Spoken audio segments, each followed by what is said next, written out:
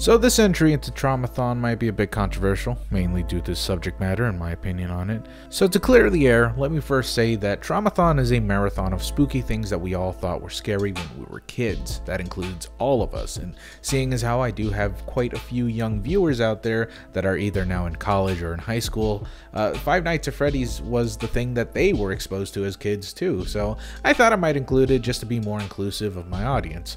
Secondly, as much as I personally don't like the game myself, I can still appreciate what it has done for the horror community, because despite what you might think, I still think the game is a great entry point for any kids that have never had his or her first horror game before.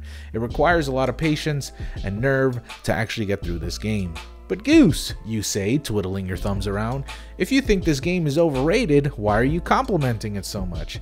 Because I'm not a one-dimensional cartoon. I have actual formulated opinions on things, for Christ's sake. So, in Five Nights at Freddy's, you play as a security guard who's taken the night shift at a popular pizza chain. It's here you try to stave off boredom as you occasionally die of it, and sometimes, if you're lucky, you get defibrillated back to life with annoying jump scares. Wow.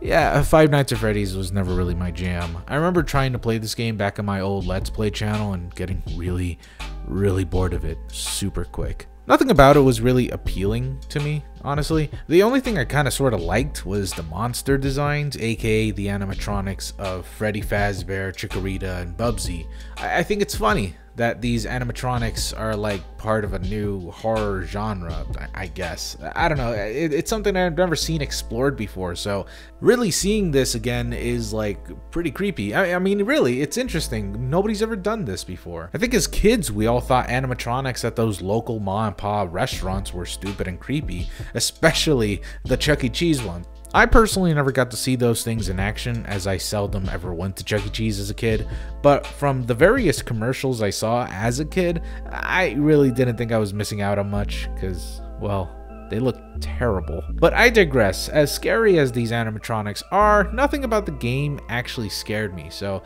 I stopped playing it and pretty much forgot about it until, of course, Markiplier started popularizing the game all over again and becoming the self-proclaimed king of FNAF. Suddenly a surge of interest flooded the game, and soon thereafter a huge following, a huge fan base just formed out of nowhere. It was also around this time, just about like a week later, that people delved deeper into this game and found a huge wealth of lore and depth into it.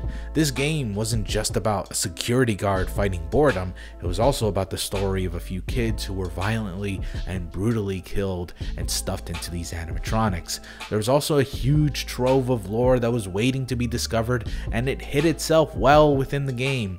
Even when you explore some of the hidden files, you can find some creepy images that weren't part of the initial game, like this one screenshot taken from the third game that is really nowhere to be found in the game, but rather just in the game's files, or extended versions of the screams that can also be found within the files of Freddy and his gang, often jump scaring you, and when you hear it closely, it sounds like the cries of little kids that are in pain.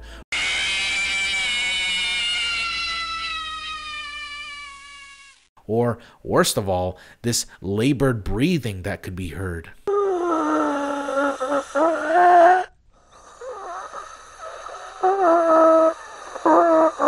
Yeah, there's a lot about this game that's actually pretty creepy, but unfortunately, it's all buried under a game that I consider overrated. Why? Well, like I said, other than the neat little lore bits and the ARG kind of aspects of the franchise, the game is just so boring at its base level. Never mind the actual creepy stuff being hidden within the game files, the experience of the game itself is just not worth it.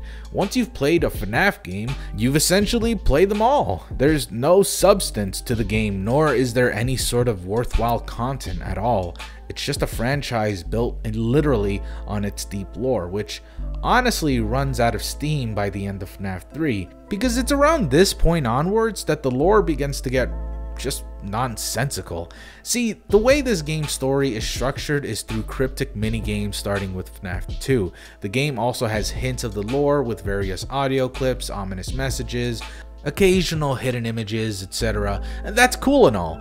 But because this game is structured in small tiny bits of pieces here and there were bound to be plot holes that unfortunately just couldn't be pieced together unless totally retconned, which I believe has happened a few times. But I'm not here to shed on Scott Cawthorn. I still think what he had planned for the first few games was pretty smart and very well thought out. I mean, everything pretty much fit the narrative. It was really only until Scott decided he needed to answer questions that were left unsolved that the narrative began to get a bit bloated. See, a good writer needs to learn when to stop a story.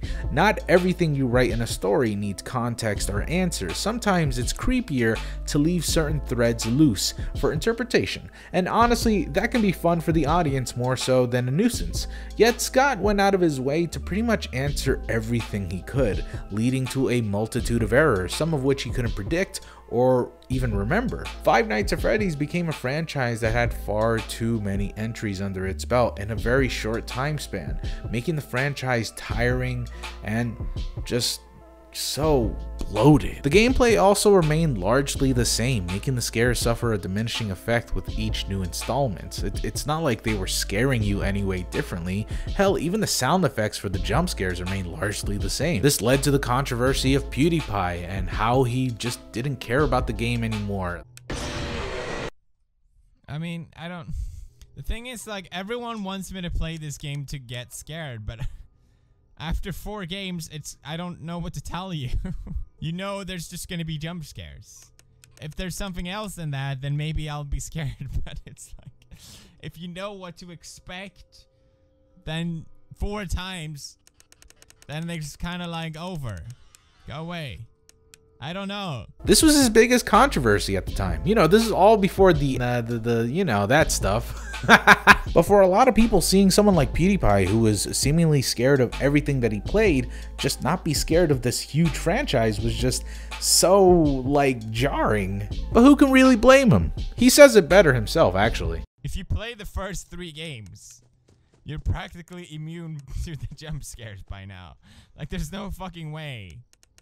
Unless you're really caught off guard. Yeah, and it doesn't help that the optimal strategy for these games is pretty much the optimal strategy for every single fucking FNAF game you ever play. I hear it was kind of switched up with the newest one, the Pizzeria Simulator, but it's, you know, it's still the same shit, like, honestly. There's only so much you can deviate away from a game that's the entire concept is just about scaring you, you know, and you trying to prevent that. Like, it's really, you can't do much with that.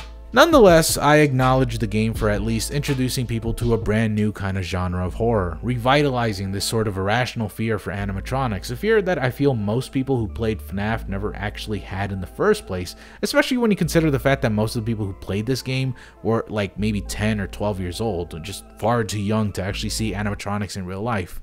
At least, I don't think so. Actually, do me a favor, if you were a teenager when FNAF came out, like, what, 2014, did you actually ever see animatronics in real life before the game? Like, please leave a comment down below. I'm actually really curious. So yeah, while FNAF isn't that great of a game, the aspects of what made it truly horrifying is something to praise, really. It's just a shame that it got so goddamn bloated during its lifespan. I mean, seriously, check out how many games there are! Five Nights at Freddy's, Five Nights at Freddy's 2, Five Nights at Freddy's 3, Five Nights at Freddy's 4, FNAF World Halloween Edition, Fighter Mage Bard and FNAF Edition, FNAF World, Sister Location, MA, Sit and Survive in FNAF Edition, Five Nights at Freddy's Sister Location, Freddy Fazbear's Pizzeria Simulator,